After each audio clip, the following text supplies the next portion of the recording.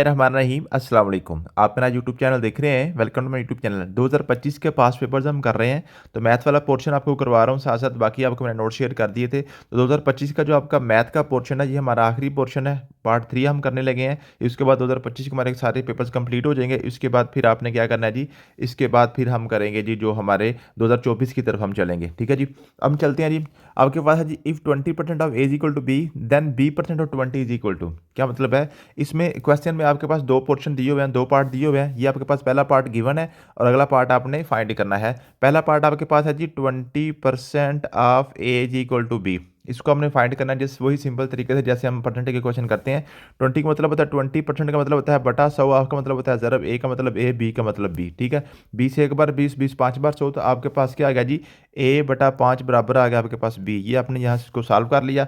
अब अगला पार्ट जो आपके पास क्वेश्चन का अगला पार्ट है वो आपके पास है जी, अगला पार्ट आपके पास क्या है जी क्वेश्चन का, वो है आपके पास b% ऑफ 20। b% ऑफ 20 कितना होगा? ठीक है, b का मतलब आपके पास क्या है जी, b की वैल्यू पुट कर दें a/5। b की जगह पे a/5 आ गया।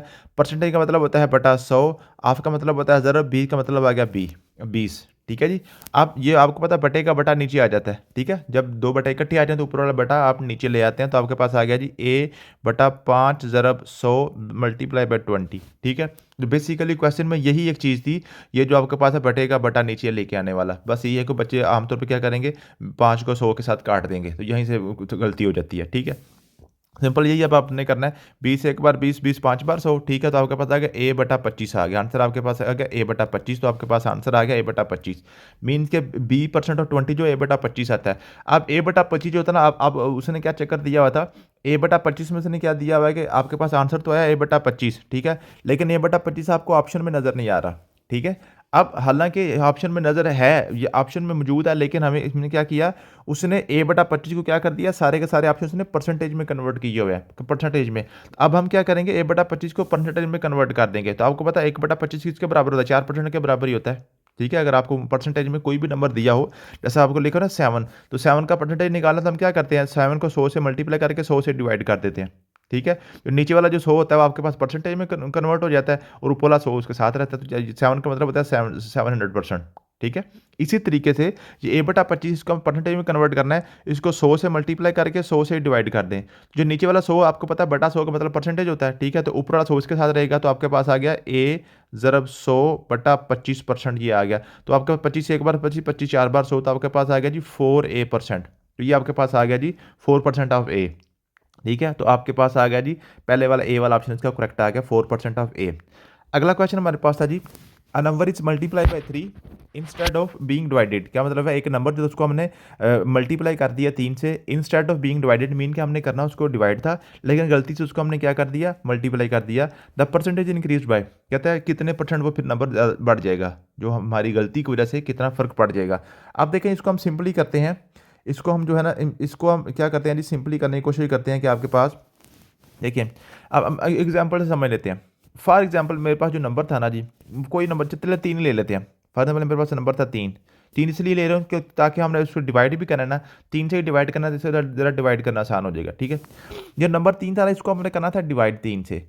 अगर मैं इसको 3 से डिवाइड करा तो मेरे पास आंसर आना था 1, लेकिन मैंने 3 पे डिवाइड करने की वजह इसको क्या कर दिया, 3 से मैंने मल्टीप्लाई कर दिया। ठीक है, जो 3 3 बार 9 मेरे पास बन गया। ठीक है, होना क्या था 1, हो क्या गया 9। अब देखिए इसमें कितने का फर्क पड़ गया, 8 का फर्क पड़ गया। होना 1 था, हो 9 गया, मीन के 8 नंबर ये ज़्यादा हो गया। ठीक है, अब वो पूछ रहा है कि इसमें फ़र्क कितने का पड़ेगा, फ़र्क पड़ा है 8 का, लेकिन वो हमसे परसेंटेज में पूछ रहा है। ठीक है, तो 8 की परसेंटेज बनाए ज़रा, 8 को 100 से मल्टीप्लाई करके 100 से डिवाइड करें, 800 को 100 से मल्टीप्लाई करें, 800 बटा 100 आपके पास परसेंटेज में कन्वर्ट हो जाएगा, तो 800% का फ़र्क पड़ गया। 800% का फ़र्क पड़ गया। इसको आप जनरल भी कर सकते हैं। जनरल फॉर एग्जाम्पल आप कहते हैं मैं कोई नंबर ले लेता हूँ ए। ठीक है, ए को मैंने 3 पे डिवाइड करना था, लेकिन मैं गलती से क्या कर बैठा, ए को 3 से मल्टीप्लाई कर बैठा। मेरा नंबर असल a/3 था, अब मेरे पास 3a गया, तो मैं क्या करूँगा, 3a is what percent of a/3, ऐसे हम कर लेंगे। ठीक है, जो 3a है वो a/3 का कितने परसेंट बनता है। ठीक है, उसमें वो जितने परसेंट आएगा उसमें से 1% उसमें से a/3 का एक हिस्सा निकाल लेंगे, बाकी हिस्से उसमें रह जाएंगे। तो इसको आप जनरल भी कर सकते हैं और इसको स्पेसिफिक एग्जांपल से भी कर ले। तो मैंने आपको बताया कि जब परसेंटेज के क्वेश्चन आएंगे, उसको आप एक स्पेसिफिक एग्जांपल से करेंगे तो आपके क्वेश्चन ज़्यादा ईजी रहेंगे। अगला क्वेश्चन आपके पास था, 3x+2y is equal to 7, 6x+my is equal to 14। अब बताएं इसमें m की वैल्यू फाइंड करनी थी। अब फिर मैंने आपको बताया हुआ है कि जब आपने देखना है, जब इक्वेशन में से आपका जो वेरिएबल की तादाद बढ़ जाए तो फिर आपने इसको कंपैरिजन से करना होता है। अब देखें आपके पास इक्वेशन 2 है, 3x+2y इज इक्वल टू 7, ये आपके पास एक इक्वेशन है। और दूसरी इक्वेशन आपके पास है 6x+my इज इक्वल टू 14, ये आपके पास दो इक्वेशन बन गई। अब इक्वेशंस दो हैं लेकिन इसमें आपके पास कितने वेरिएबल्स कितने हैं, मीन के एबीसी के लफ्ज़ कितने हैं, इनमें से 1, 2 और 3, एम भी आ गया। ठीक है, एक्स है, वाई है और एम है, 3 है। इसका मतलब है जो आपके वेरिएबल्स हैं वो आपके पास है इक्वेशन से ज़्यादा हैं। ठीक है, अब हम इसको क्या करेंगे, हम इसको कंपैरिजन कोएफिशिएंट कंपैरिजन से कर लेंगे। कोएफिशिएंट कंपैरिजन आपने करना कैसे करना होता है, पहले एक्स वाले 3 दोनों लिख लें, 3/6 बराबर आ जाएगा, फिर वाई वाले लिख लें 2/m, 2/m बराबर आ जाएगा, फिर खाली लिख लें 7/14। ठीक है, अब इसको आप सॉल्व कर लें। तो अब हमने वैल्यू किस चीज़ की निकालनी है, एम की निकालनी है, तो हम एम को ले लेंगे ऐसे, एम को हम ऐसे ले लेंगे। ठीक है, तो हम क्या लेंगे 2/m बराबर आ गया 7/14। तो हम क्या करेंगे, क्रॉस मल्टीप्लाई कर देंगे, 14 तो चलेगा, 14 2 28 बन जाएगा, और एम उधर चल जाएगा, आपके पास 7m बन जाएगा। 7 उधर जाके डिवाइड दोबारा हो जाएगा, तो 7 4 4/28, तो आपके पास आ गया आंसर आ गया 4। आंसर आपके पास क्या आ जाएगा, 4 आ जाएगा। ठीक है, अगर आप इस वाले दोनों को भी ले लें फिर भी ऐसे आ जाएगा, 3/6 बराबर आ जाएगा 2/m, तो फिर m उधर जाएगा, 3m बनेगा, 6 उधर जाकर 12 बनेगा, फिर 3 आके डिवाइड होगा 4 फिर आ जाएगा। ठीक है, तो जोन से मर्जी दो जो पेयर को लेकर जो जो हमने निकालना होता है, जोन जोन सा वेरिएबल उसने पूछा होता है वो हम उसमें लगा देते हैं। ठीक है जी, मुझे उम्मीद है कि आपको समझ आ गई होगी। अगला क्वेश्चन आपके पास है जी। अब यहाँ पे बच्चे कुछ पूछ रहे होते हैं कि सर आपने जब लिया 3 एक्स के साथ 3 ले लिया, अगले एक्स के साथ 6 ले लिया, तो जो आप वाई के साथ आपने एम को क्यों नहीं इग्नोर किया, एक्स और वाई को जब हमने इग्नोर कर दिया। भाई जो हमने फाइंड करना था वो उसको हमने इग्नोर नहीं करना। ठीक है, ये सिंपली आप याद कर लें। असल में ये मैथमेटिकली बात तो नहीं है, मैथमेटिकल बात तो ये होती है कि इसमें जो असल आपके वेरिएबल होते हैं, असल वेरिएबल आपके पास एक्स और वाई हैं, एम यहाँ पे कांस्टेंट होता है साथ। ठीक है, लेकिन आप सिर्फ यूँ समझ लें कि जो आपने फाइंड करना है उसको हमने साथ लिखना है, बाकी दोनों का हम इग्नोर करेंगे, उनके सिर्फ हम कोएफिशिएंट साथ लिखेंगे। अगला क्वेश्चन आपके पास है जी, value of an asset is increase by 25% per year. एक साल में एक एसेट जो है आपका, जो भी आपके पास पैसे हैं, ठीक है, जो आपका है वो आपके पास है जी 25% बढ़ जाता है। After 1 year it is 44,50,000। एक साल के बाद वो 44,50,000 हो गए हैं। बताएं उसके ओरिजिनल एसेट्स आपके कितने थे। अब हमें पता है कि एक साल में 25% बढ़ रहा है, इसका मतलब है एक साल के बाद हमारे एसेट हो जाएंगे 125%, क्योंकि 25% बढ़ रहे हैं ना। किसी भी चीज़ की ओरिजिनल वैल्यू मैंने आपको बताया हुआ 100% होती है। ठीक है, तो उसको हमने अगर वो 25% बढ़ गई है, इसका मतलब है उसकी वैल्यू होगी 125%। 125% जो है ना जी, वो हमारी एसेट का वो कितने के बराबर है, वो आपके पास है 44,50,000 के बराबर हो गया। ठीक है, आपके पास जो ना जी 125% ऑफ एक्स, एक्स हमारे पास कोई एसेट थे, हमारे पहले जो ओरिजिनल एसेट थे जो हमने फाइंड करने हैं, उसका 125% ले तो 44,50,000 आता है, क्योंकि 25% उसमें इंक्रीज हो चुका है। ठीक है, इसलिए अगर इंक्रीज ना होता तो फिर 100% रहना था, अगर डिक्रीज हो जाता तो फिर उतने 100 से कम हो जाने थे। अब चूंकि ये आपके पास 25% इंक्रीज हो चुका है, इसलिए हमारे पास ये 125% हो गया। 125% ऑफ एक्स मीन के जो हमारा एसेट था उसमें 25% इंक्रीज करके तो आंसर मेरे पास 44,50,000 आ रहा है। अब हम क्या करेंगे, 125 का मतलब 125 ही होता है, बटा आपके पास आ गया 100, आपका मतलब होता है ज़रब एक्स का मतलब एक्स आ गया, बराबर आपके पास है 44,50,000। ठीक है, आप 25 5 बार 125, 25 4 बार 100, 4 जाकर मल्टीप्लाई हो जाएगा, 5 यहाँ पे जाके डिवाइड हो जाएगा, 5 एक बार 5 5 8 बार 40। ठीक है जी, 4 बच गया। ठीक है जी, आगे 5 9 बार 45, और आगे 3 0 7 आगे, 4 को 7 मल्टीप्लाई कर लें, 4 के साथ आप इसको मल्टीप्लाई करना, चाहे 4 के साथ मल्टीप्लाई करें, 4 से वसीवर 4 से वसीवर 4 से वसीवर 4 9 बार 36, 4 8 बार 32, 4 आपके पास 3 35, तो 35,60,000। तो ये अब आपके पास जो ओरिजिनल एसेट थे आपके पास 35,08,000 थे, 60,000 थे। ओरिजिनल जो आपके पास एसेट थे वो 35,60,000 थे, और जो है जो इंक्रीज के बाद 44,50,000 आपके बन गए। अगला क्वेश्चन आपके पास है, find the curved service area of hemisphere with radius 7। अब ये जो है ना जी, इसको मैंने, ये क्वेश्चन है, इसको मैंने कल भी आपको बताया था कि ये सिर्फ 2-3 इक्वेशन होती हैं, यही बार बार वो आपसे घुमा फिरा के पूछता है, और हम यहाँ से परेशान हो जाते हैं कि हेमिस्फीयर क्या है, स्फीयर क्या है, कौन क्या है, सिलेंडर क्या है, सर्कल क्या है। तो ये मैंने साथ इसके टेबल लिख दिया था, इसमें ऐड कर दिया था। थोड़ा सा मैं आपको समझा दूँ कि इसमें असल में ये क्वेश्चन आपके ज्योमेट्री के आते हैं किस तरीके से हैं। ठीक है, ये बेसिकली आपके ज्योमेट्री या ट्रिग्नोमेट्री के क्वेश्चन होते हैं। अब क्या मतलब है, फॉर एग्जाम्पल देखें, ये सारी कहानी आपके स्टार्ट होती है सर्कल से। ये कहानी आपके सर्कल से स्टार्ट होती है, ठीक है। और दूसरी जो आपकी सारी स्टोरी होती है वो आपके पास ऐसे स्टार्ट होती है, वो आपको सर्कल होती है जी स्क्वायर से। दो आपके पास बेसिकल होती हैं जी, आपके पास जो होती हैं जी, बल्कि तीन होती हैं, तीसरी एक आपके पास ये होती है ट्राइंगल होती है, ठीक है। तो ये तीन बेसिकली आपने ये जो आपके फिगर्स होती हैं ना, ये तीन फिगर्स ये आपने पढ़नी होती हैं, तो पूरी की पूरी ज्योमेट्री आपकी इसी में ही है जो आपके पीपीएससी के लेवल तक है, ठीक है। तो आज हम पहले इसको पढ़ लेते हैं सर्कल को, ठीक है। सर्कल की बात आज हम कर लेते हैं, उसके बाद एक दिन हम स्क्वायर की भी कर लेंगे, किसी दिन फिर हम ट्रायंगल की भी कर लेंगे। तो जो पूरी की पूरी ज्योमेट्री आपकी सिर्फ इन तीनों चीज़ों पे ही है, ठीक है। उसके बाद आपके पास क्या है जी, जो आपके लेवल की है, मीन ये नहीं है कि पूरे मैथ की ज्योमेट्री इसमें ऐसा आ गई, ऐसा नहीं है, ठीक है। जो यहाँ पर हमने जो पढ़नी होती है, अब हमारे पास जो सर्कल होता है ना जी, सर्कल सर्कल बेसिकली ये देखिए, वी आपके पास सर्कल है, सर्कल की आपने बेसिकली दो चीज़ें याद करनी होती हैं, ठीक है। आपने इसकी बेसिकली दो चीज़ें याद करनी होती है सर्कल की। एक आपके पास सर्कल के जो सर्कमफेरेंस होता है, मीन के जो सर्कल की जो बाउंड्री होती है ना, इसकी लेंथ कितनी होती है, सर्कल की जो सर्कमफेरेंस होता है उसकी होती है 2 पाई आर, ये 2 पाई आर, और पाई आपके पास आता है 22/7 या 3/14, ठीक है। ये 22/7 का आंसर भी निकालना 3/14 ही आता है, ठीक है। उसके बाद इस एक तो एक आपने सर्कमफेरेंस इसका याद कर लेना था। एक उसका होता है एरिया, इसके अंदर जो जगह होती है, ठीक है, वो होता है आपके पास पाई आर स्क्वायर। ये समझ लें कि आपने दोनों रट्टा ही लगाना है, समझ लें कि रट्टा लगाने लेंगे, ठीक है। ये पक्का आपने दो फार्मूले याद कर लेने हैं, इससे ही सारे फार्मूले आपके बनते हैं। 2 पाई आर, अब इसको जो एक ट्रिक होता है, मैंने जो माइंड में रखा हुआ था जब हम होते थे आपके टाइम पे, ठीक है। अब देखें ये लंबाई है ना, ये लंबाई हम निकाल रहे हैं ना, इसके ऊपर जो रिंग है उसकी लंबाई है, तो मेरे पास फार्मूला भी इसका लंबा है, 2 पाई आर, ये लंबा है ना। और ये जो अंदर है ना, अंदर वाला जो पाई आर स्क्वायर है, ठीक है, ये तो ये आपके पास पाई आर स्क्वायर, ये ऊपर को फार्मूला जाता है। बिंदे का ये तीन तीन डिजिट पे है ना, ये आपके पास दो वाला एक ऊपर चला जाता है, ठीक है। तो ये लंबा फार्मूला हमारे पास, ये लंबाई वाला, ठीक है। तो ये मैं ऐसे याद कर लेता था, ठीक है, सर्कमफेरेंस। और ये आपके पास आ गया एरिया पाई आर स्क्वायर, ठीक है। तो अब इसी से ही सारा कुछ बनता है। अब ये जो आपके पास सर्कल है ना, फॉर एग्जाम्पल ये आपके पास सर्कल है, अब सर्कल के ऊपर एक और सर्कल रख दें, ऐसे एक और रख दें, एक और रख दें, एक और रख दें, रखते जाएं रखते जाएं रखते जाएं रखते जाएं रखते जाएं, ऐसे तो आपके पास ये एक सिलेंडर बन जाता है। ये एक आपके पास है सिलेंडर बन जाता है। असल में सिलेंडर आपके पास यही होता है ना जी, यही आपके पास सिलेंडर होता है, उसमें आपके पास ये आपके पास सिलेंडर होता है, यही एक सिलेंडर होता है ना जी, ठीक है, जिसको कप भी कहते हैं, पाइप भी कह लें, जो मर्जी कर लें, मैथ में उसको सिलेंडर कहते हैं, ठीक है। अब सिलेंडर जो होता है ना, सिलेंडर में बेसिकली आपके पास दो सर्कल होते हैं, एक ऊपर वाला एक नीचे वाला, जो जो टॉप पे होता है एक नीचे होता है, ठीक है। और ये जो उसकी कुछ कर्व्ड चीज़ें होती हैं ऐसे, ये जो रिंग्स वगैरह हैं जी, कर्व्ड इसका पार्ट होता है।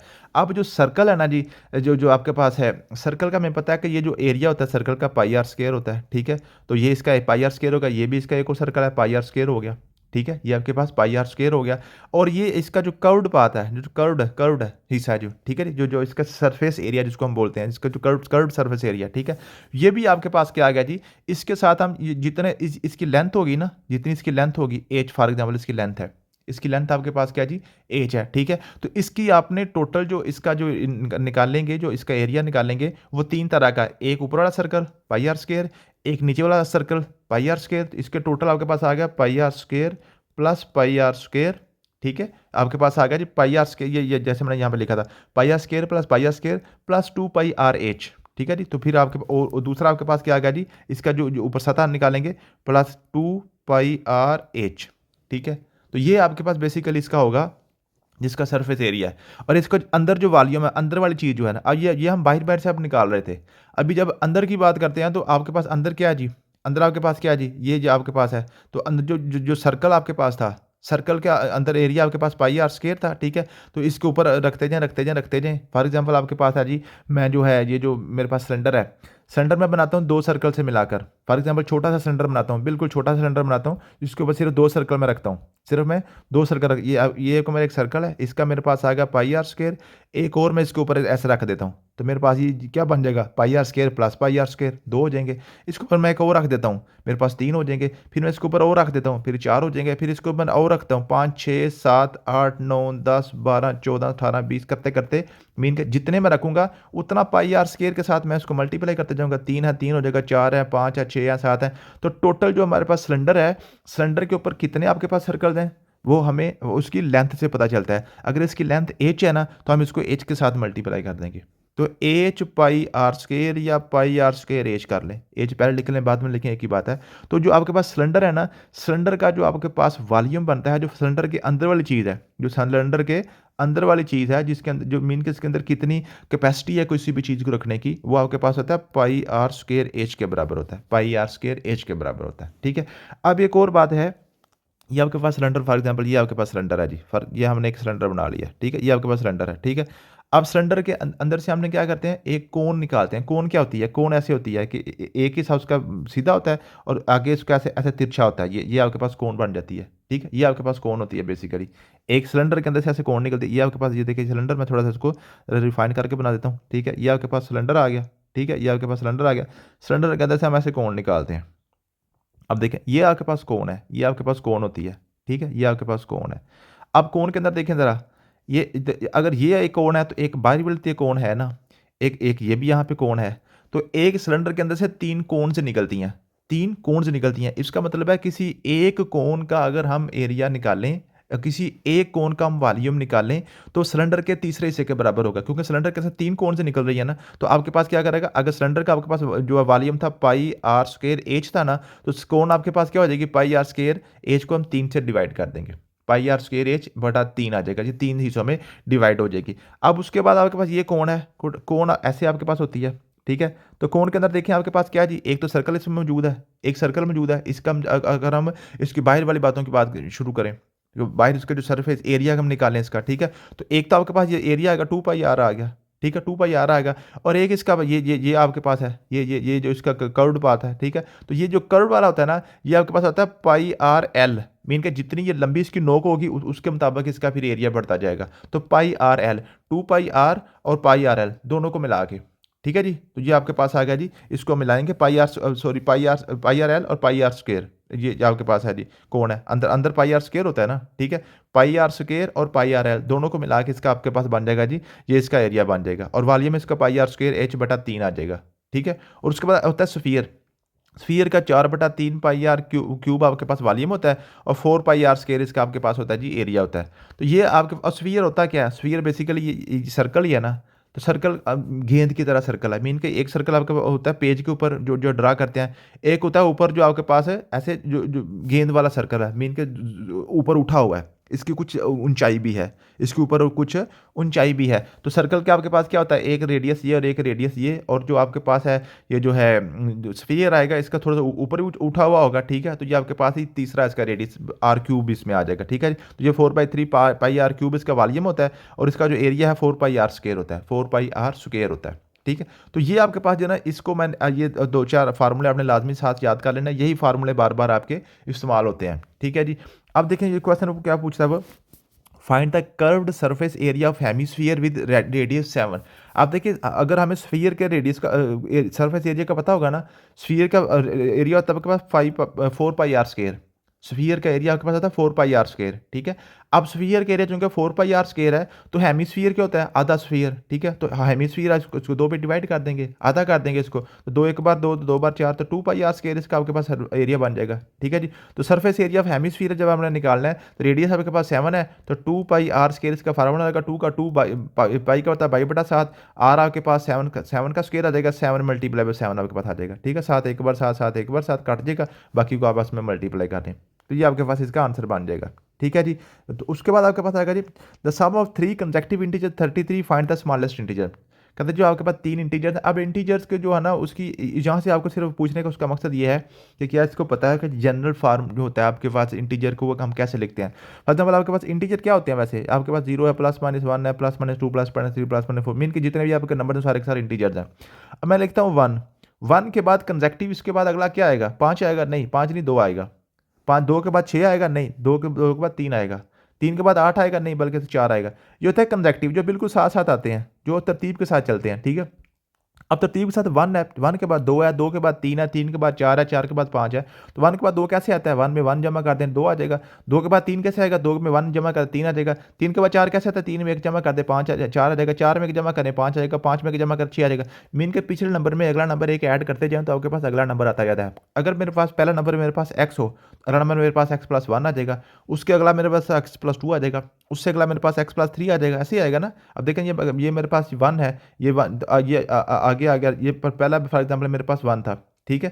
तो 1 आगे आ गया 1 + 1, आगे आएगा 1 + 2, आगे आएगा 1 + 3, ठीक है। इसको 3 + 1 कर लें या 1 + 3 कर लें, एक ही बात होती है, ठीक है। इसका मतलब है ये हमारे तरतीब से नंबर चलते हैं जो इंटीजर होते हैं, ठीक है। अगर तो मुझे पता हो कि मेरे पास नंबर 3 है या 4 है तो इसके अगला मेरे पास 5 आ जाएगा। लेकिन अगर मुझे पता ही नहीं है कि नंबर है कौन सा, फ़र्ज़ किया कोई नंबर है x है, ठीक है। इससे अगला फिर मेरे पास x + 1 आएगा, इससे अगला मेरे पास x + 2 आएगा, इससे अगला मेरे पास x + 3 आएगा। उसने कहा है आपके पास 3 कंसेक्युटिव इंटीजर्स हैं, तो पहला मेरे पास x आएगा, दूसरा x + 1 आएगा, तीसरा मेरे पास x + 2 आ गया, ठीक है। उन सबको सम करें, कहते हैं इन तीनों को जमा करें तो आंसर आपके पास 33 आता है, ठीक है। तीनों को जमा करें आंसर 33 आता है। x + x 3x बन गया, 1 और 2 3, ये आपके पास 3 आ गया, ठीक है जी। बराबर आपके पास है 33। अब तीनों से जाकर माइनस हो जाएगा, ठीक है। तो 3x बराबर आपके पास आ गया जी 30 आ जाएगा, और तीनों जगह डिवाइड हो जाएगा तो आपके पास आएगा 10। तो x की कीमत आपके पास आएगी 10।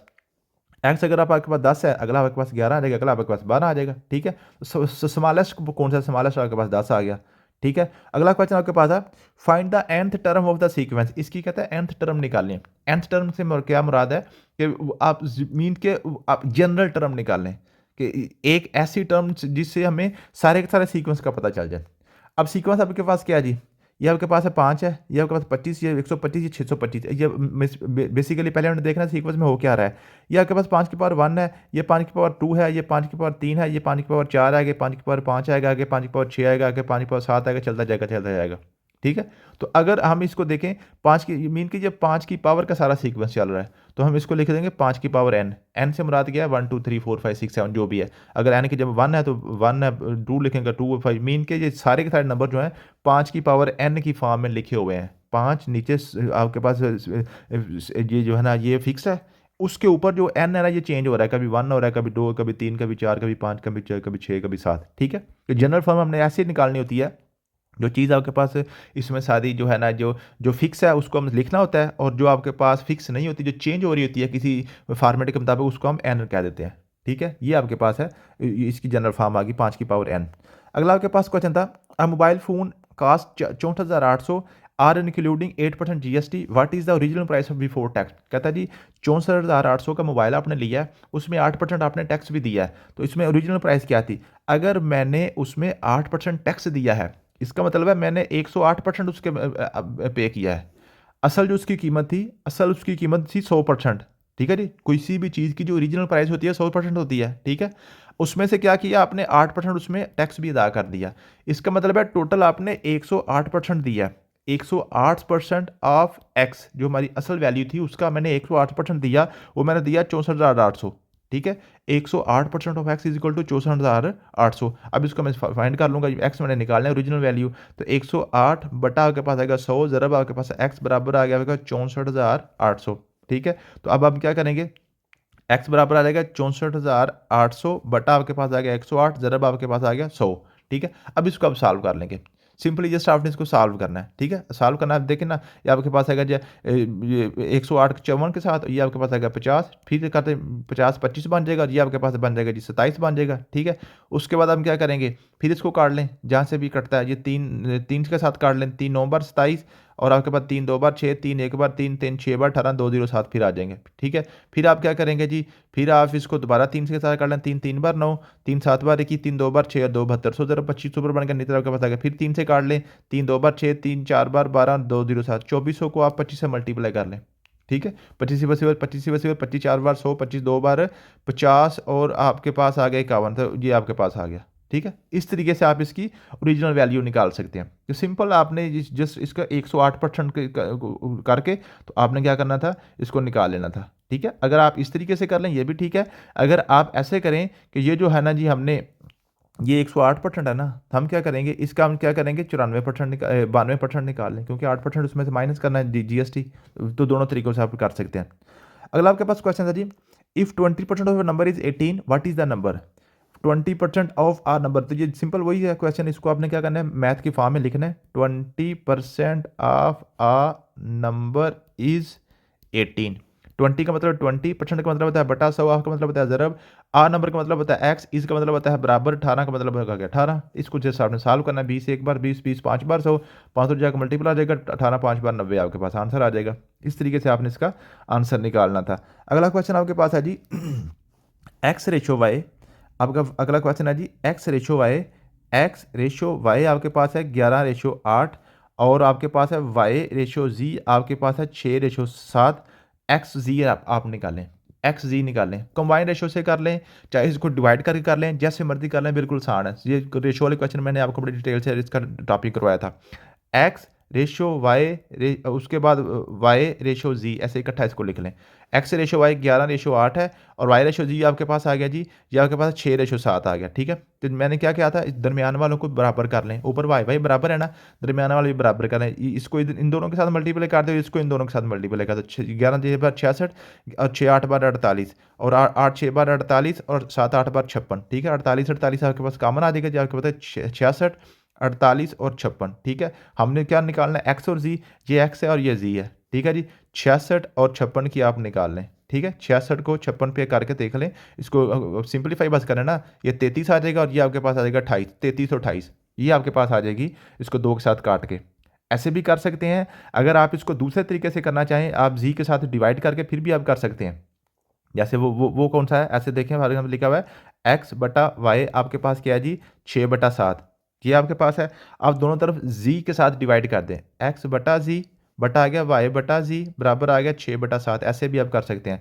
एक्स बटा जी बटा आपके पास है वाई बटा जी, तो वाई बटा जी आपके पास है वाई ओवर जी आपका 6/7 है।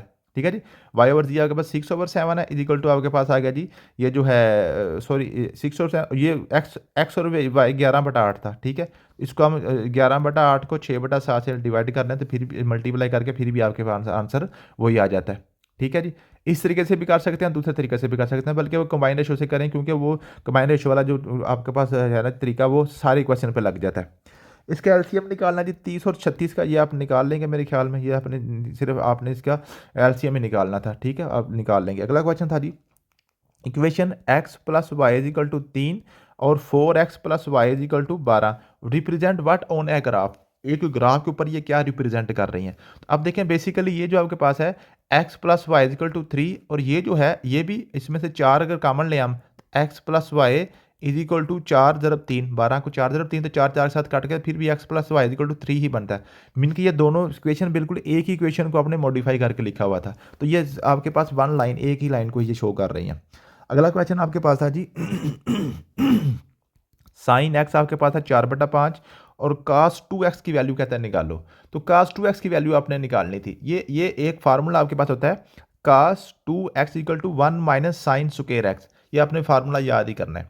ठीक है, ये आपने, ये अगर इसको मैं खोल के समझाने की कोशिश करूंगा, आपको समझ नहीं आए कि ये आप परेशान हो जाएंगे। ठीक है, तो दो फार्मूले, एक आपको पहले करवाया था sine square x plus cos square x equal to 1, ये आपने याद किया हुआ था, और एक आज ये याद कर लें आपके पास है जी कास स्क्वायर 2x, ये डबल एंगल फार्मूला होता है 1 माइनस साइन स्क्वायर एक्स। ठीक है जी, तो 1 माइनस साइन स्क्वायर एक्स निकाले, साइन एक्स 4/5 दिया हुआ है, तो साइन स्क्वायर एक्स आपके पास आ गया 16/25, तो 1 माइनस 16/25 आप कर लें, तो आपके पास आंसर आ जाएगा 9/25। ठीक है जी, इस तरीके से आप इसका आंसर निकाल लेंगे। अगला क्वेश्चन आपके पास है जी एपी अरिथमेटिक प्रोग्रेशन, मीन के सीक्वेंस जो आपके पास है वह है जी 11 8, उसके बाद 5 है, और चलते चलते -79 तक चलता है। कहते हैं इसकी मिड टर्म निकालें, मिड टर्म दरमियान वाली टर्म। अब मिड टर्म तब निकालेंगे जब अगर हमें पता होगा इसकी टोटल टर्म्स कितनी है।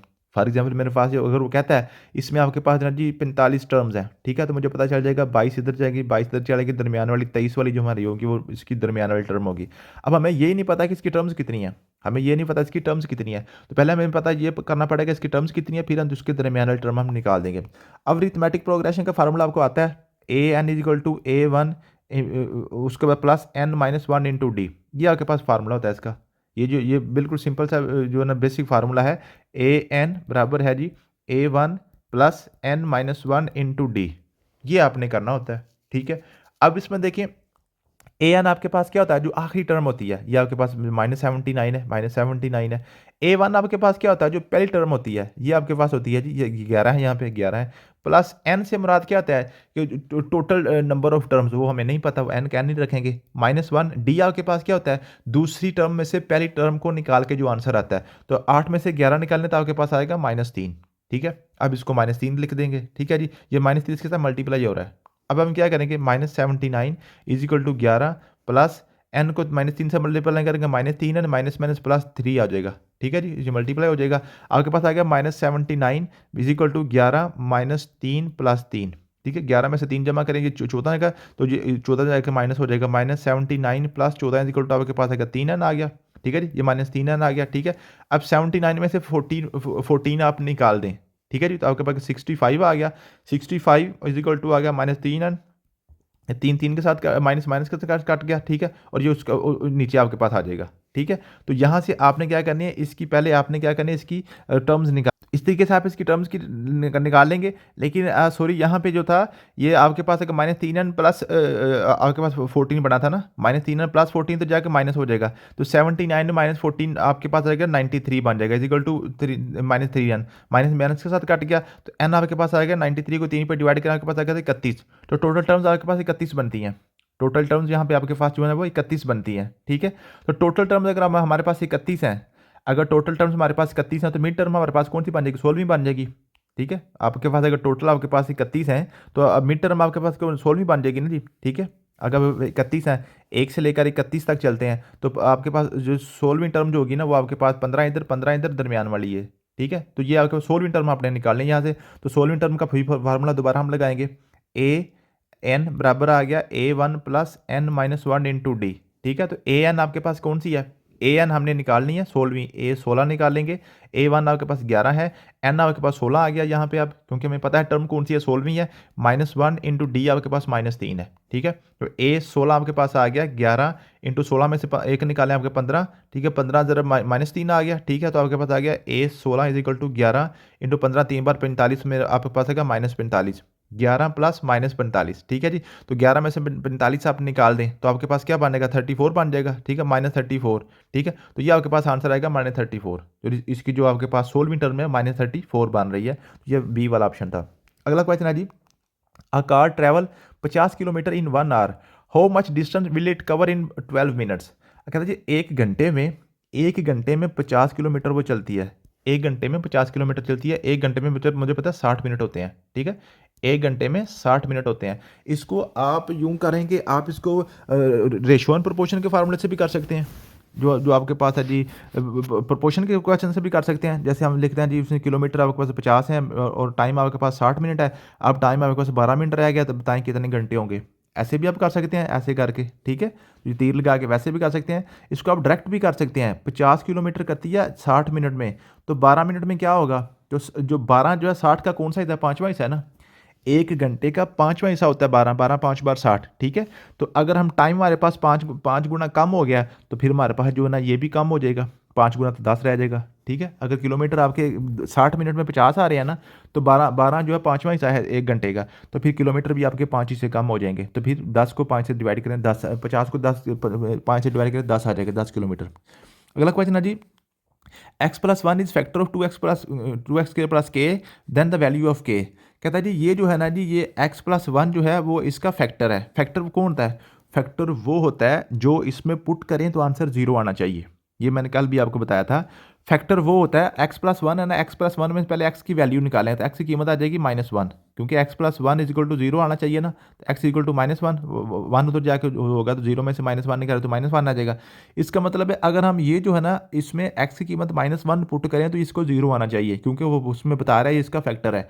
तो 2x स्क्वायर x की जगह -1 का लगाएंगे, प्लस k इंटू एक्स की जगह -1 लगाएंगे, 2 इंटू -1 का स्क्वायर 1 होता है। ठीक है जी, प्लस k को -1 से मल्टीप्लाई करें, माइनस के हो जाएगा। ठीक है, 2 एक बार 2 माइनस के इज इक्वल टू, ये 0 आना चाहिए था, लेकिन ये 0 नहीं आया। अगर ये 0 इसको लाना है, तो फिर हम k की जगह हमें क्या पुट करने पड़ेगा, 2 पुट करेंगे। अगर k की जगह 2 पुट करेंगे, 2 के साथ काट के 0 हो जाएगा। इसका मतलब है k की यहाँ पे वैल्यू 2 होनी चाहिए। 2 माइनस के इज इक्वल टू 0 अगर आ रहा है, तो k को उधर ले जाएंगे, k बराबर 2 आ जाएगा। ठीक है, तो यहाँ पे k की वैल्यू 2 आनी चाहिए थी, अगर 2 आएगी तो ये हमारा फैक्टर बन जाएगा, अदरवाइज फैक्टर नहीं बनेगा। अगला क्वेश्चन आपके पास है जी, the salaries of A B C are in the ratio 2-3-5, ठीक है जी।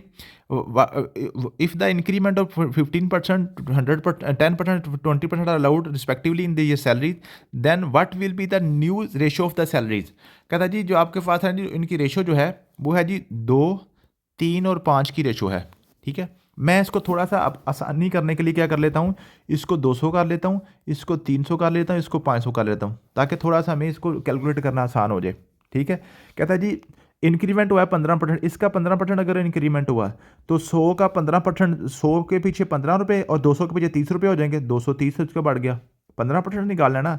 अब 300 का कितने जी आपके पास आ गया 10%, रिस्पेक्टिवली का लफ्ज़ यूज़ कर रहे हैं ना, मीन के पहले का पहले, दूसरे का दूसरी, तीसरी की वैल्यू के ताल्लुक तीसरी के साथ है।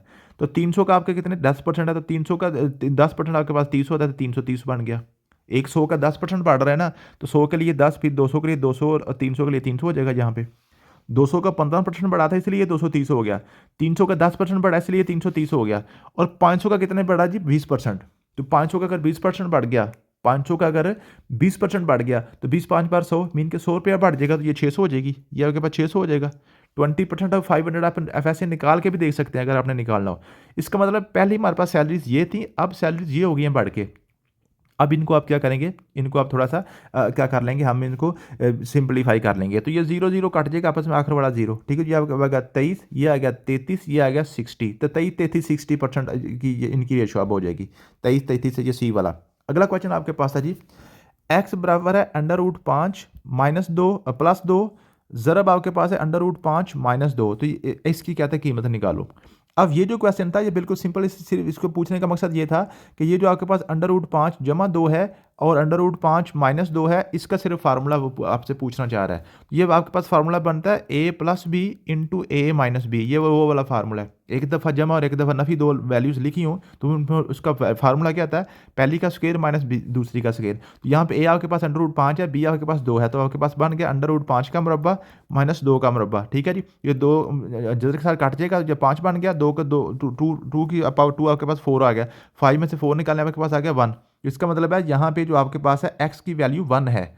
जब इसको हम सॉल्व करते हैं तो x की कीमत 1 निकलती है, तो इस x को कहता है इसके अंदर से पुट करो कि अगर x की कीमत 1 है तो 1 का स्क्वायर -4 × 1 -1, 1 का स्क्वायर 1 आ गया, -4 × 1 -4 आ गया, -1 आ गया, ठीक है जी। तो आपके पास आ गया जी 1 -5, -4 -1 -5 बन गया, 1 -5 आपके बाद -4, या 1 1 के साथ काट के फिर भी -4, तो यहाँ पे आपके पास आंसर क्या है -4, तो नॉन ऑफ दीस आपका ऑप्शन था, -4 इसमें नहीं था। अगला क्वेश्चन है जी, कंप्लीट द सीरीज 1184। अब देखें ये जो आपका इस तरह की सीरीज होती है, इसको हमने पहले देखना होता है कि 2 नंबर के दरमियान फ़र्क पहले निकालें, पहले से फ़र्क 0 का, फिर आगे 7 का फ़र्क है, फिर आगे आपके पास -4 का फ़र्क है, फिर आपके पास है 23 का फ़र्क है। इसका मतलब ये हमारा कोई सीक्वेंस नहीं बन रहा, ये कोई तरतीब नहीं बन रही, 2-3 सिर्फ पहले करके देख लेने होते हैं, क्योंकि इतना टाइम नहीं हमारा पेपर में होता।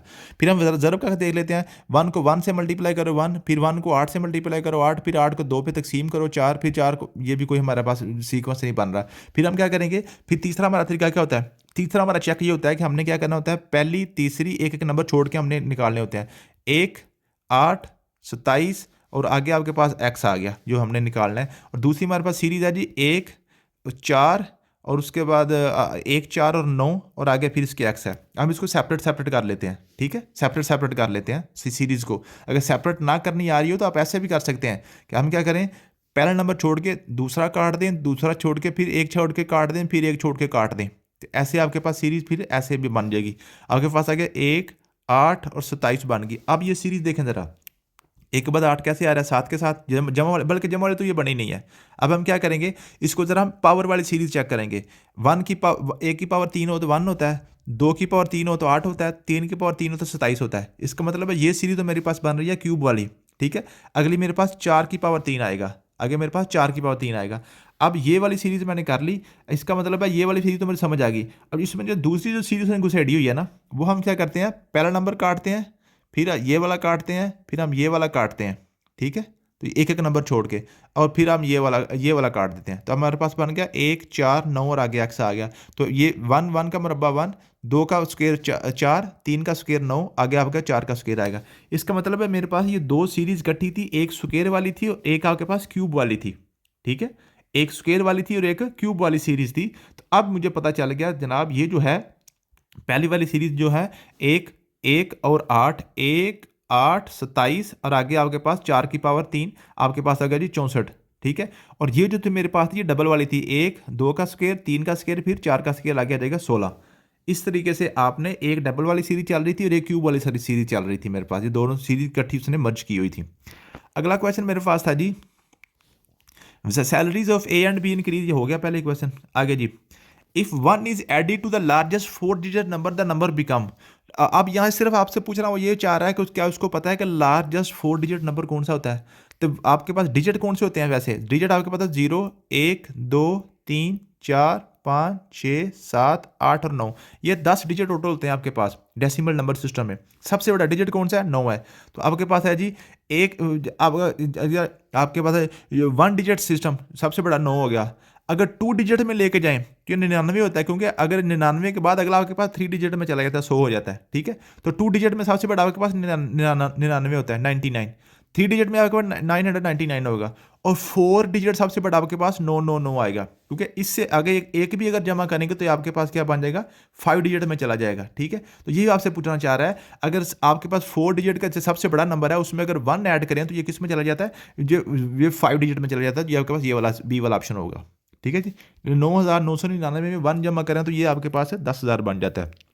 अगला क्वेश्चन इसके कहता है इसमें अगली सीरीज में नेक्स्ट क्या आएगा।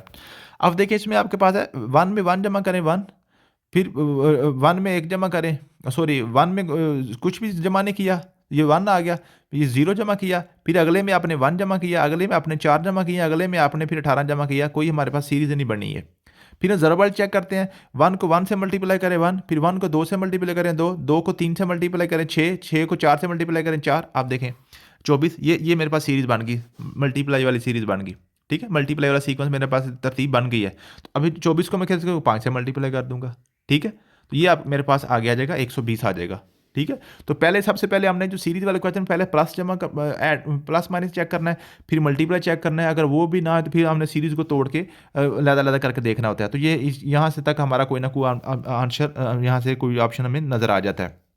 इसको सिंप्लीफाई करना था 39/26 को। ठीक है जी, तो 13 3 बार 39, 13 2 बार 26, 2/3, 3/2 आपके पास आंसर आ जाना था। अगला क्वेश्चन आपके पास है जी, which one is odd does not fit in the pattern. कहता है इसमें से कौन सा नंबर है जो पैटर्न में फिट नहीं आ रहा। ठीक है जी, इसके आगे 53 है। ठीक है, ये दूसरी लाइन पे चला गया हुआ है। ठीक है, कहते हैं इसमें बताओ जी, जो जो जो जो मतलब ये है कि जिसमें फिट नहीं, जो इस सीरीज को खराब कर रहा है वो कौन सा नंबर है। अब देखें, अब पहले हम सीरीज को देख लें। 19 के बाद 26 कैसे आ रहा है, 19 के बाद 26 क्या है 7 जमा करके, 26 के बाद 33 कैसे आ रहा है 7 जमा करके, 33 के बाद 40 कैसे आ रहा है 7 जमा करके, और 40 के बाद 47 कैसे आ रहा है 7 जमा करके, और 47 के बाद 53 कैसे आ रहा है 6 जमा करके। इसका मतलब ये 53 जो है ना, ये इसने सारी सीरीज यहाँ पे आके ख़राब कर दिया। 7 वाली सीरीज चल रही थी, 53 आके ख़राब कर गया। अगला क्वेश्चन है जी, capacity of a cuboidal tank is 50,000 litre of a water. कहता है जी एक टैंक जो है ना आपके पास, एक टैंक जो है, एक टैंक है, उसके अंदर आपने क्या है जी, वो जो है आप इसको कितना भर सकते हैं जी। इसके अंदर जो कैपेसिटी जो है, इस टैंक की जो कैपेसिटी है वो आपके पास है 50,000 लीटर, आप इसमें भर सकते हैं। ठीक है, इसकी 50 लीटर पानी आपने सेव करना है, टैंकी आपने घर में बनानी है। ठीक है, उसमें कहता है जी उसकी जो लेंथ है ना जी, लेंथ 2.5 मीटर है, और उसकी जो आपके पास डेप्थ है ना वो आपके पास 10 मीटर है। ठीक है, तो वो कहता है जी इसकी चौड़ाई आप निकालो। ठीक है जी, उसकी लेंथ भी दे दी है, उसकी डेप्थ भी दे दी है, और चौड़ाई उसने नहीं दी, चौड़ाई नहीं दी। ठीक है, अब चौड़ाई कैसे निकालेंगे। अब फर्स्ट ऑफ ऑल हमें ये पता होना चाहिए यहाँ पे इस क्वेश्चन में वो पूछना क्या चाह रहा है। अब से वो पूछना ये चाह रहा है, क्या इस बच्चे को पता है कि मीटर और लीटर में क्या ताल्लुक क्या होता है, मीटर और लीटर में क्या ताल्लुक होता है, सिर्फ ये वो आपसे पूछना चाह रहा है। ठीक है, अब ये जो आपके पास लीटर होता है ना जी, एक मीटर क्यूब के अंदर आपके पास 1,000 लीटर होता है, ये आपने याद कर लेना है। 1 मीटर क्यूब का आपके पास 1 मीटर लंबा, 1 मीटर चौड़ा, 1 मीटर गहरा, या आपके पास गड़ा हो या आपके पास जो टैंकी हो, उसके अंदर 1,000 लीटर पानी आएगा आपके पास। ठीक है, तो अब ये क्या जी, अब हमें तो ये तो पता है ना जी कि जो किसी भी टैंक की जब हमने वॉल्यूम निकालना होता है, वो लंबाई ज़रब चौड़ाई ज़रब ऊंचाई उसके पास होती है। ये तो हमें सिंपल फार्मूले का पता है, लेकिन हमें ये पता होगा कि इसकी हमें चौड़ाई चाहिए कितनी, ताकि हम 50,000 लीटर पूरा कर लें। तो 50,000 लीटर हमारे पास है, ठीक है। तो 1 मीटर क्यूब में मेरे पास आता है 1000। इसका मतलब है 50,000 के लिए मुझे 50 मीटर क्यूब की मुझे ये टैंकी चाहिए। तो 50 मीटर क्यूब की मैंने टैंकी बनानी है। उसकी जो लेंथ ये मुझे मिल गई है, हाइट भी मिल गई है, लेकिन मुझे इसकी डेप्थ नहीं पता। तो मैं करूँगा 2.5 ज़रा मेरे पास आके 10, ज़रा किस नंबर के साथ जवाब आंसर करूँ कि मेरे पास ये 50 आ जाए। ठीक है, मैं किसके साथ इसको मल्टीप्लाई करूँ तो मेरे पास आंसर 50 आए, क्योंकि मुझे 50 मीटर क्यूब की मुझे टैंकी चाहिए, क्योंकि ताकि मैं 50,000 लीटर पानी उसमें सेव कर सकूँ। तो 2.5 को 10 से मल्टीप्लाई करूँगा 25 बन जाएगा। 25 ज़रब एक्स बराबर आ गया 50। तो 25 को किसके साथ मल्टीप्लाई करूँगी 50 आ जाए, 2 के साथ मल्टीप्लाई करूँगा। या आपसे ऐसे करें 25 को उधर ले जाएँ और एक्स बराबर आ गया 50/25 काट के 2। इसका मतलब है 2 मीटर हमें उसकी चौड़ाई चाहिए होगी। ठीक है, अगला आपके पास है जी, at simple interest a sum become 3 times in 20 years, in how many years will it double at the same rate of interest। अब ये बिल्कुल सिंपल सा क्वेश्चन था।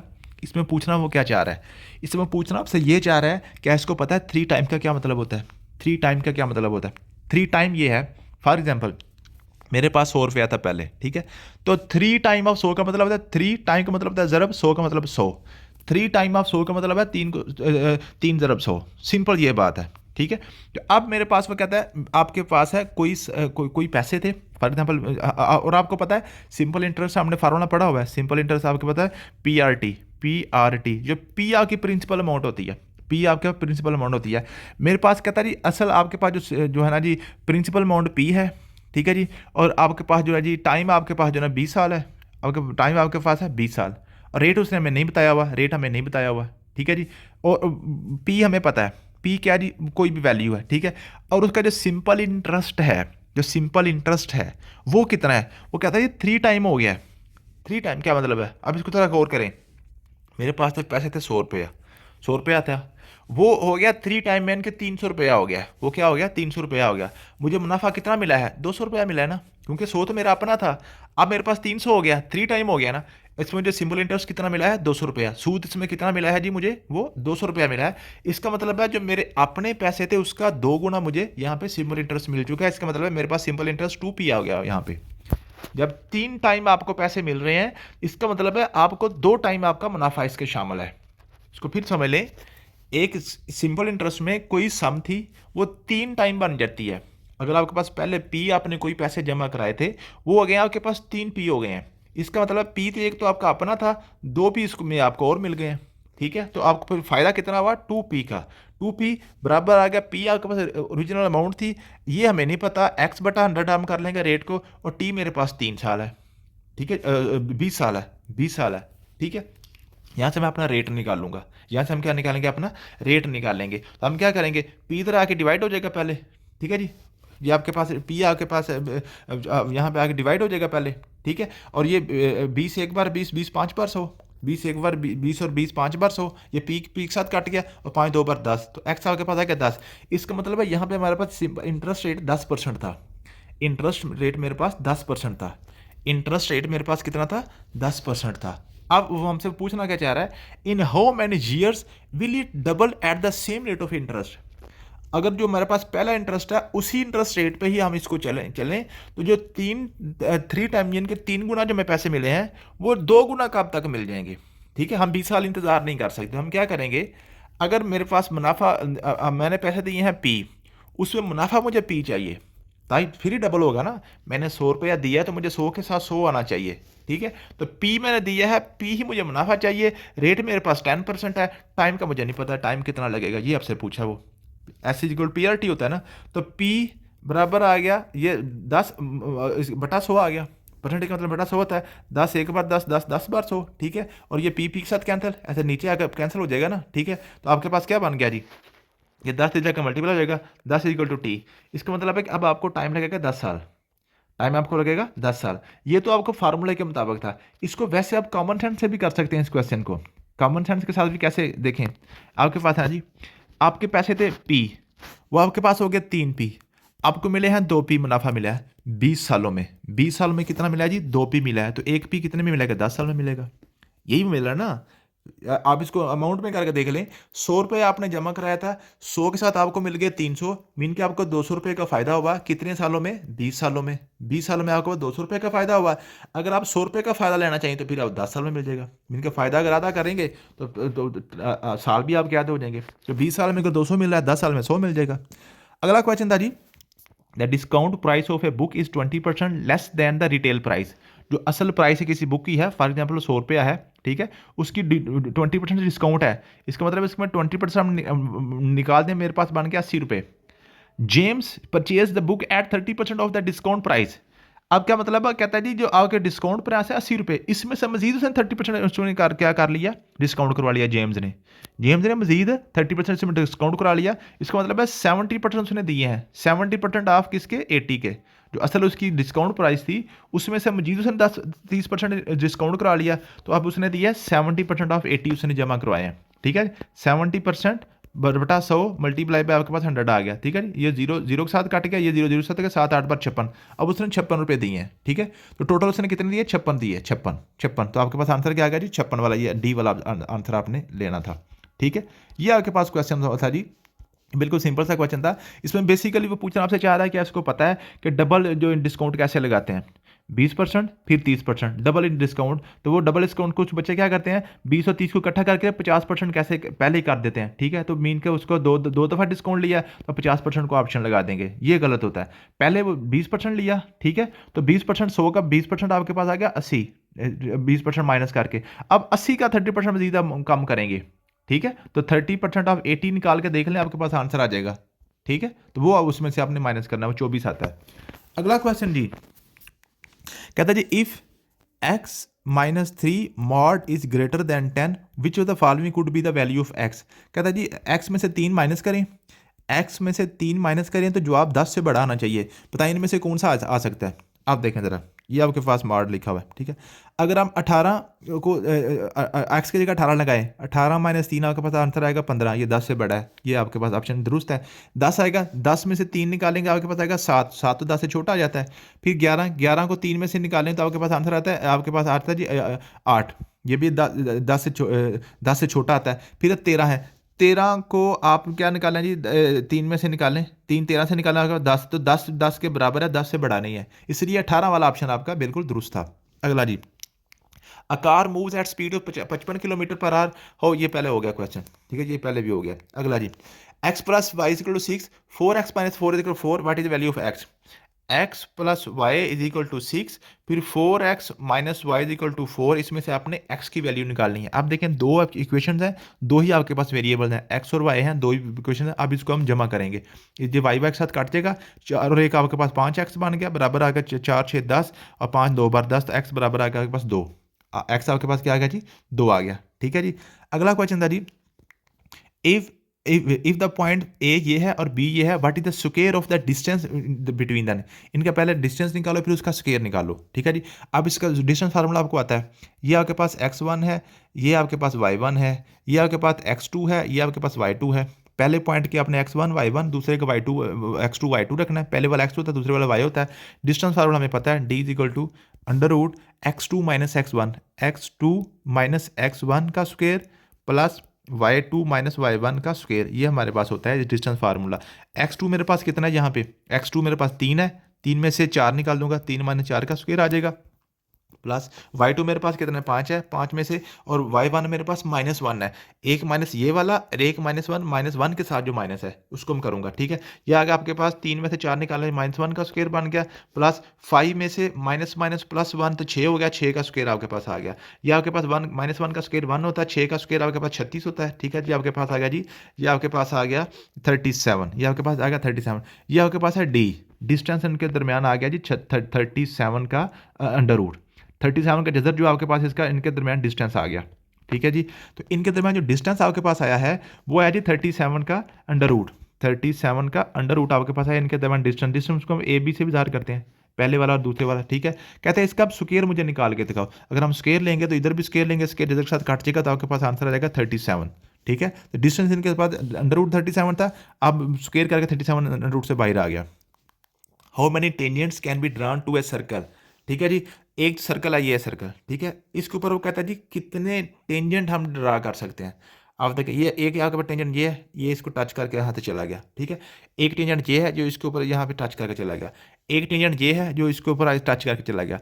एक टेंजेंट ये है जो इसको ऐसे टच करके चला गया, ठीक है। ये आपके टच करके चला गया। मीन के टेंजेंट वो होता है जो आपके सर्कल के किसी एक पॉइंट पर से टच करके चला जाता है, ऐसे ऐसे चला जाता है, ठीक है। वो ऐसी लाइन होती है जो सर्कल को सिर्फ एक ही लाइन पर टच कर रहे, उसको हम कहते हैं जी टेंजेंट, ठीक है।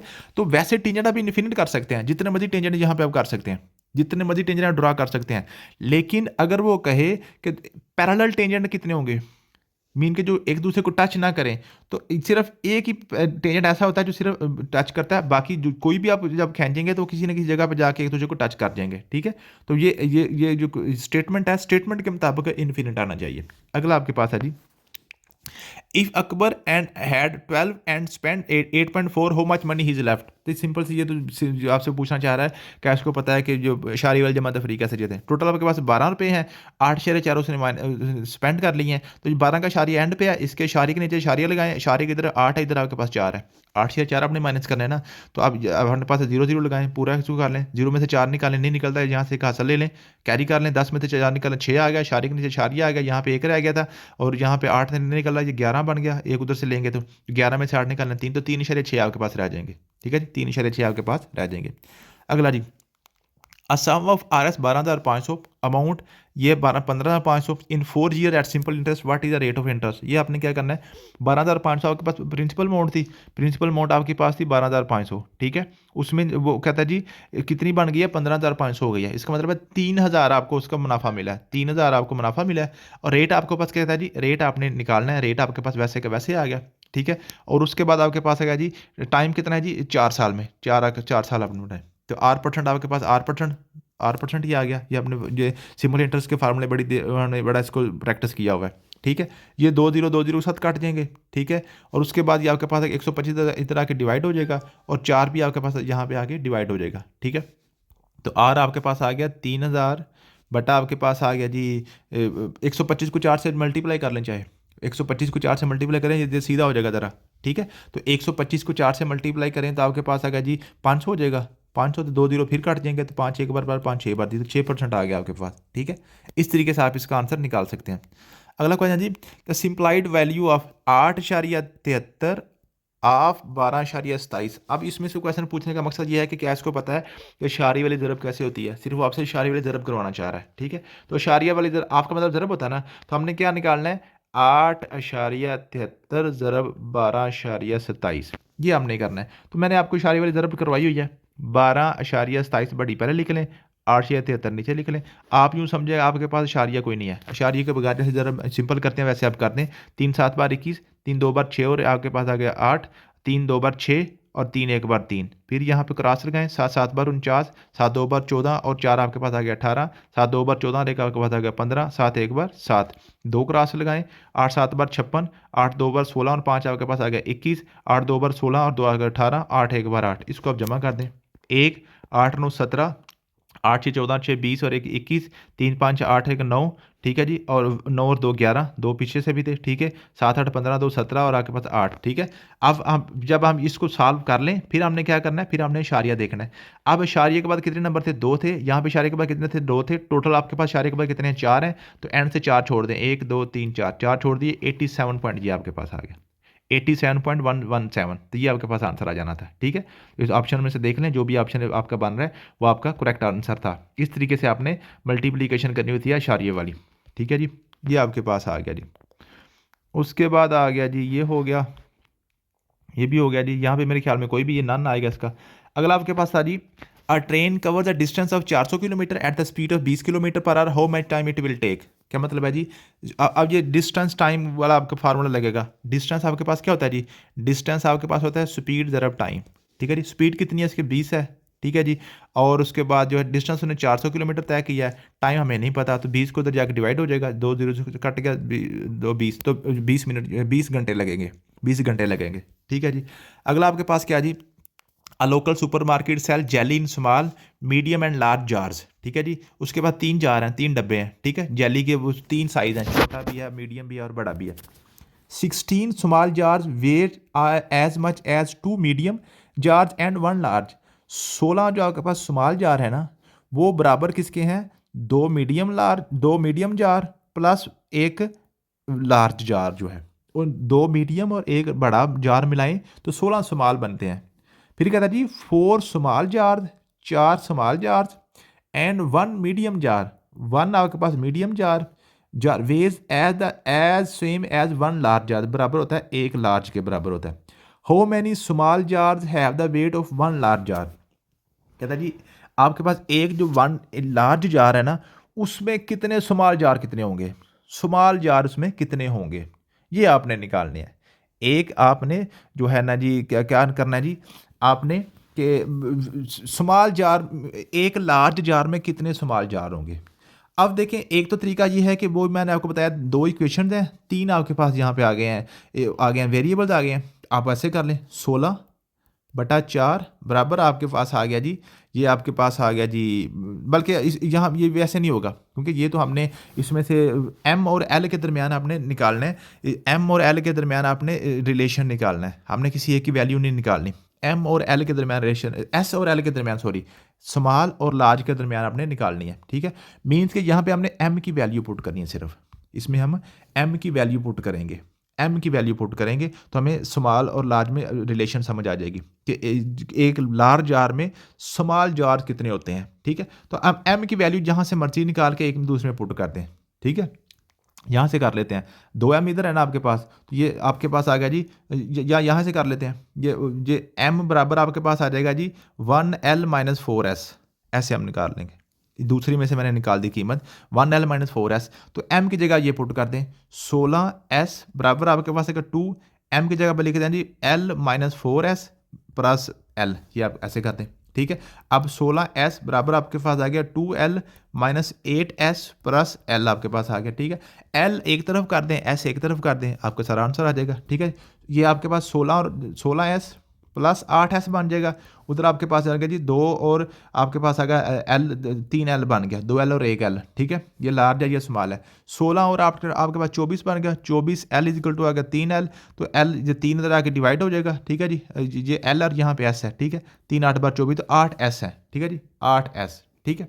इस तरीके से आप इसका क्या कर देंगे, इसमें से स्मॉल और लार्ज के दरमियान आपने क्या करना था, इनका रिलेशन फाइंड आउट करना था, ठीक है। इसको आप रिलेशन आपने इस तरीके से फाइंड आउट करना है, ठीक है जी। तो 8 आपके पास आंसर आ जाएगा। अगला आपके पास क्या आ गया जी, अगला आपके पास आ गया जी what is the value of 0.085 0.017। ये सिंपल आपसे वो पूछना ये चाह रहा है कि 0.085 डिवाइडेड बाय 0.017 क्या इस बच्चे को अशारी वाली तकसीम करनी आती है। ये आपको मैंने अशारी की तकसीम करवाई थी। आपने क्या करना है, पहले वाली जो रकम है उसको आप अंदर लिखें 85, दूसरे वाली को बाहर रखें लिखें, ठीक है। आपने समझ लें कि शारिया है ही को नहीं, शारिया वारिया सारा कुछ छोड़ देना है। ये शारिया के बगैर 0085 लिखा हुआ है ना, तो इसको 85 समझें। ये 0017 लिखा हुआ है ना, आप इसको 17 समझें, ठीक है। शारिया अभी छोड़ दें, 17 5 बार 85, आपके पास आंसर आ गया 5। फिर हमने क्या करना था, जैसे हमने मल्टीप्लिकेशन में किया था ना, मल्टीप्लाई करने के बाद फिर शारिया का फैसला किया था कि शारिया कितने लगेंगे। यहाँ पे भी आपने वैसे ही करना है। यहाँ पे आंसर मेरे पास आ गया 5, 5 का शारिया यहाँ पे है, एंड पे है, जिसका नज़र ना आ रहा उसका एंड पे होता है। अब हमने देखना होता है कि पहली रकम है शारिया के बाद कितनी रकमें हैं, 1 2 3, 3 है। दूसरी में कितनी है जी, 1 2 3, दूसरी में भी 3 है, 3 - 3 0। इसका मतलब है आपके जो ना आंसर में शारिया चेंज नहीं होगा, जो जहाँ पे वहीं पर रहेगा, मीन को उसमें शारिया नहीं आएगा, ठीक है। फ़र्क ये होता है, जो ज़रब वाले होते हैं ना, ज़रब में दोनों रकमों के शारिया आपने जमा करने होते हैं और तकसीम में दोनों रकमों को शारिया आपने माइनस करने होते हैं। उतने नंबर आपने वहाँ पे शारिया लगा देना था, तो यहाँ पे लगाना ही कोई नहीं है, ठीक है जी। आगे जी, अ ट्रेन ट्रैवल 15.6 15:06 में जनाब अराइव है, वो पहुँचती है। 15 कहते हैं जी जो 12 बजे के बाद 3 होते हैं, जो आपके पास दोपहर को होते हैं, आफ्टरनून को, ठीक है। If it started it's journey 5 hours ago, 5 घंटे पहले से अपनी जर्नी स्टार्ट की थी। What was that starting time, starting time कब था, तो 5 घंटे इसमें से माइनस कर दें तो 10 हो जाएगा। 10:06 में ये चली थी, ठीक है जी, 10:06 पे चली थी, ठीक है। 15 में से 5 निकाल दें, 10 निकल आ जाएगा ना। अगला जी, आ स्क्वेयर पार्क है साइड ऑफ 50 मीटर, एक आपके पास पार्क ऐसे, ठीक है जी, उसकी साइड आपके पास 50 मीटर है। If the rate of fencing is 8 पर मीटर, ₹8 पर मीटर फेंस है, मीन को उसके ऊपर खारदार तार लगानी है। What is the total cost of fencing the park? 50 metre ये है, 50 मीटर ये है, 50 मीटर ये है, 50 मीटर ये है, टोटल आपके पास 200 मीटर आपने लगानी है, 200 मीटर आपने फेंस लगानी है। ₹8 रेट है, 8 सिफर 8 सिफर 8 2 बार 16, 1600 की लग जाएगी। सिंपल सा क्वेश्चन था। अगला क्वेश्चन है जी, in trigonometry which of the following has a value of √3 at 60 degree. 60 degree पे √3 किसकी वैल्यू आती है? ये आपको मैंने एक टेबल याद करवाया था। टेबल मैंने किया था साइन, फिर हमने किया था काज, फिर किया था हमने टैन। साइन 0, ऊपर लिखा था 0, फिर लिखा था 30, फिर लिखा था 60, फिर 45 लिखा था, फिर 60, फिर 90 ये लिखा था। साइन 0 0 होता है, साइन 30 1/2 होता है, ये 1/√2 होता है, ये आपके पास √3/2 होता है, ये आपके पास होता है जी 90, आपके पास होता है जी 1। फिर काज का हमने इसको उलट करके शुरू कर दिया था 1, आगे आ गया √3/2, ये दरमियान में दोनों का बराबर आ गया √2, ठीक है, ये आ गया 1/2 और ये आपके पास आएगा 0। फिर हमने लिखा था टैन, टैन हमने किया था साइन बटा काज 0/1 0, 1/2 बटा √3/2, 2 के साथ कट गया, √3 यहाँ पे आपके पास है, ये आ गया 1/√3, ठीक है जी 1/√3, ये √3 नीचे आ रहा था, ये इसको करके देख लें अगर 1/2 बटा आपके पास √3/2, ठीक है। तो आपने क्या करना था, ये हमने ये साइडों वाले इकट्ठे करने होते हैं, सबसे नीचे वाला सबसे ऊपर वाला जो बराबर हो जाते हैं, इकट्ठे हो जाते हैं, और दरमियान वाले इकट्ठे हो जाते हैं, ठीक है। तो आपके पास आ गया 2 ज़रब 1 ऊपर चला गया, 2/√3 नीचे आ गया, 2 के साथ कट गया, 1/√3 आपके पास यहाँ पे बच जाना था। अगला ये दोनों एक जैसे हैं, दोनों काट जाएंगे, यहाँ पे आंसर आएगा 1, और ये जो आपके पास है √3 ऊपर है तो √3 बच जाएगा, बाकी 2 के साथ काट जाएगा। तकसीम कर रहे हैं ना साइन बटा काज, 1/0 आपके पास इन्फिनिटी होता है, तो √3 आपके पास किसके नीचे आया था, 60 के नीचे, किसके बराबर, टैन के बराबर, ठीक है जी। तो टैन 60 आपके पास होता है जी √3। ये आपने टेबल मैंने पहले भी आपको करवाया था, अभी फिर आपको करवा दिया, आपने इसको इस तरीके से याद करना है, ठीक है जी। ये हो गया जी। What is the midpoint of the line segment, इसका मिड पॉइंट आपने निकालना है, 4 -1 7 और 2। मिड पॉइंट फार्मूला क्या होता है, ये आपके पास x1 है, ये आपके पास x2 है, ये आपके पास x1 है, y2 है, और ये आपके पास y2 है, ये y1 है, ठीक है। फिर देख लें, पहला x1, दूसरा y1, फिर इसका पहला x2, इसका y2, ठीक है जी। इसका हमने निकालना है mid point. Mid point formula होता है जी x1 + x2/2, y1 + y2/2। Mid point वही होता है जैसे हम एवरेज निकालते हैं ना, दरमियान वैसे निकालते हैं ना, दोनों को जमा करके 2 पे तकसीम कर दो, वही मिड निकलता है ना, ठीक है। तो x1 आपके पास कितना है जी 4, और जो आपके पास है 7 आ गया, 4 + 7 11/2 x आ गया, और फिर आपके पास -1 और आपके पास +2, -1 + 2 आपके पास 1 आ गया, 1/2 आपके पास आ गया, 11/2 और 1/2, इसके आपके ये कोऑर्डिनेट निकल आएंगे मिड पॉइंट के, 11/2 और 1/2। इसको था सिंपलीफाई करो, ये तो सिंपल ही था, 125 की पावर 2/3, तो ये आपने क्या करना होता है, 125 की आपने तर्जीह करनी है, सिर्फ ये जब सिंपलीफाई करना तर्जीह करनी थी। 5 2 बार 10, 5 5 बार 25, 5 2 बार 25, 5 1 बार 5, तो 5 की पावर 3 ऊपर आपके पास आ गया 2/3, तो 3 3 के साथ कैंसिल हो गया, तो 5 की पावर 2 बच गया, तो 5 की पावर 2 आपके पास होता है 25। इस तरीके से आपने इसका आंसर निकालना था जी। अगला आपके पास कौन सा क्वेश्चन है, 1 घंटा हो गया जी तकरीबन, कितने रह गए हैं, थोड़े रह गए हैं। अच्छा जी, x/6 बराबर है जी x = 12/42, ये आपके पास क्वेश्चन है, ठीक है जी।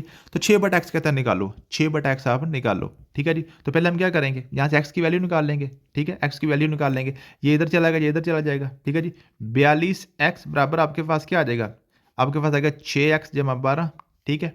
अब 42x - 6x आपके पास 12 आ गया, ठीक है। अब 42 में 6 निकालें, आपके पास कितने आ गए, 36x बराबर आपके पास आ गया 12, 36x बराबर आपके पास आ गया जी 12 आ गया, ठीक है। उसके बाद आपके पास क्या आ गया जी, x बराबर क्या आ गया जी 12/36, ठीक है जी, ठीक है जी। 12 1 बार 12, 12 3 बार 36, तो x आपके पास आ गया जी 1/3, x आपके पास क्या आ गया जी 1/3 आ गया, सॉरी ये नीचे 42 था, हाँ सही है सही है सही है, ठीक है।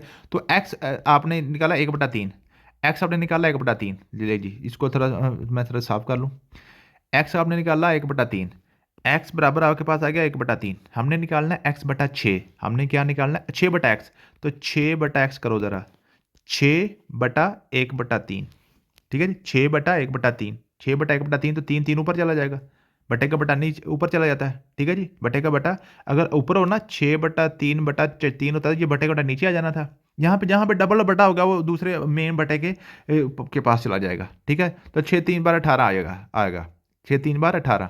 तो यहाँ पे आपके पास कोई ऑप्शन नहीं नज़र आ रहा, ठीक है। इसको ज़रा दोबारा कर लें, ऐसा ना हो कि हम यहाँ से कोई, क्योंकि अब काफ़ी टाइम हो गया है, तो हो जाती है ये x बटा 6 बराबर है x जमा 12/42, ये आपके पास है, ठीक है। इसमें से हमने निकालनी है x की वैल्यू।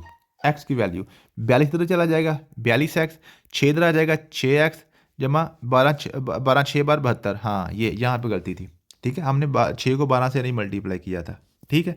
ये आपके पास क्या आ गया जी, अब 42x माइनस 6x बराबर आ गया 32 72, 36x बराबर आ गया 72, ठीक है जी। तो 36 तो जाके डिवाइड होगा तो 72/36, तो 36 दो बार 72, x की कीमत आ जाएगी 2, x की वैल्यू आपके पास आ गई 2, x की वैल्यू 2 आ गई। अब हम क्या करेंगे, हमने निकालना है 6/x, 6/x बराबर आ गया जी 6/2, x की वैल्यू 2 आई है ना, तो 2 3 बार 6, तो आपके पास आंसर आ जाएगा 3। इस तरीके से इसको करेंगे। अगला क्वेश्चन था जी, इसको कहते हैं सॉल्व करो log 3x plus log 7x। ये लागरथम का पहला कानून होता है। लागरथम के आपके पास 4 कानून होते हैं, ठीक है, ये मैंने आपको पढ़ाए थे जब हमने मैथ किया था। log a ज़रब b ये बराबर होता है log a plus log b, mean के दो रकमों को इकट्ठा ज़रब करके जब log इकट्ठा लेते हैं, तो जब log इनका लहदा करते हैं तो ज़रब आपकी जमा में तब्दील हो जाती है।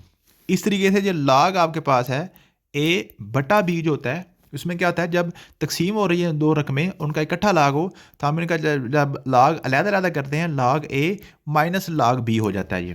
और तीसरा आपके पास कानून होता है log a की पावर 3 जब होता है, तो जो पावर में होता है ना, तो ये जो पावर आपकी होती है log से पहले आ जाती है, 3 log a, मीन के log के अंदर पावर नहीं रह सकती, वो बाहर आ जाती है, 3 log a। चौथा कानून वो रहने दें, वो आपके पेपर में नहीं आएगा, ठीक है। तो ये आपके पास लिखा हुआ है log 3x log 7x, ये लहदा log लिखा हुआ है, हम अगर इनका log इकट्ठा करें तो log 3x ज़रब 7x बन जाएगा, ठीक है। इन जब इनका इकट्ठा करेंगे तो ये दोनों आपस में ज़रब हो जाएंगी, अलग करेंगे तो जमा रहेंगी, ठीक है। log 7 3 बार 21x, ठीक है। तो log 21x आपके पास आंसर आना चाहिए था, तो यहाँ पे कोई भी नहीं है, इसलिए यहाँ पे नॉन ऑफ दीज आ गया, ठीक है। अगला क्वेश्चन ख़त्म हो गया जी। चलें जी, ये आपके ख़त्म हो गए। तो यहाँ पे आपका 2025 के सारे क्वेश्चन भी कवर हो गए हैं। तो यहाँ पे 25 ख़त्म हुआ, कल से इंशाल्लाह 24 स्टार्ट करेंगे।